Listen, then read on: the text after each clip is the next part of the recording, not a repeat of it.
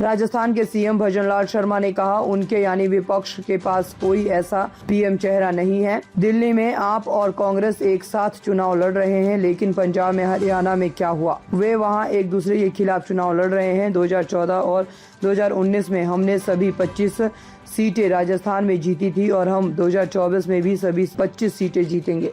नहीं कर पाए। ऐसी स्थिति में जब चुनाव मैदान में उतरे बिना चेहरे के और एक पार्टी जो विश्व का सबसे बड़ा चेहरा राजनीति में, उनको लेकर उतरे, क्या लगता है आपको इसका कितना नुकसान इंडिया अलायंस को होगा? देखो, मैं कह सकता हूँ उनके पास कोई ऐसा है नहीं। दूसरी बात क्या है, आप अनुमान लगा सकते हैं गठबंधन उनका कैसा है।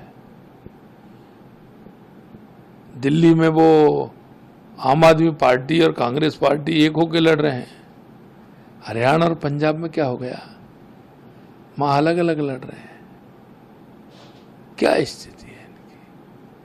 इसलिए मैं कहना चाहता हूं विपक्ष पूरी तरह से हताश है, निराश है, कोई दम नहीं। अब चूंकि आप राजस्थान के मुखिया है, राजस्थान की यदि बात की जाए तो राजस्थान में पिछले 2 बार से ये रहा है कि 25 सीटें बीजेपी की झोली में गई है। इस बार पूरा दारोमदार आपका रहा, आपने लगभग हर क्षेत्र को कवर भी किया। हालांकि वो जो टॉप लीडर थे, क्योंकि प्रदेश अध्यक्ष कहीं ना कहीं इस बार अपने जो खुद चुनाव लड़ रहे थे वहां पर थे, बाहर ज़्यादा नहीं आ पाए। ऐसे में जिम्मेदारी आपकी थी, तो मान के चलिए कि इस बार हैट्रिक लग रहा है। देखो, मैं कहना चाहता हूँ 2014 में भी 25 सीट जीते थे, 19 में भी 25 सीट जीते थे, और मैं कहना चाहता हूं 24 में भी हम 25 की 25 सीट जीतेंगे। लास्ट सवाल मेरा, क्योंकि राजस्थान में आप लगातार, चाहे बिजली की समस्या हो, पानी की समस्या हो, लगातार उसके समाधान के लिए, आम जनता की राहत मिले, उसके लिए आप काम कर रहे हैं, कुछ फील्ड में भी आप उतरे। बिजली एक बड़ी समस्या सामने आई, उसको लेकर ये भी आरोप है कि पिछली जब अशोक गहलोत सरकार रही उस समय कॉन्ट्रैक्ट ऐसा किया गया कि इस पीक आवर्स में, इस माह जब बिजली की सबसे ज़्यादा आवश्यकता जनता को पड़ती है राजस्थान में, उस दौरान यहाँ पर जो उत्पादित बिजली है वो दूसरे प्रदेशों में देना पड़ती है। ये सब क्या, ये जो आरोप लगा, इसमें कितनी सच्चाई है? देखो, मैं कहना चाहता हूँ आपसे, कांग्रेस ने हमेशा जिस तरह के काम किए हैं उसने जनता के हित के काम नहीं किए। उन्होंने जब बिजली की दर 4 रुपये, 3.5 रुपये थी अगस्त सितंबर 2022-23 को, तो उन्होंने बिजली उधारी ली।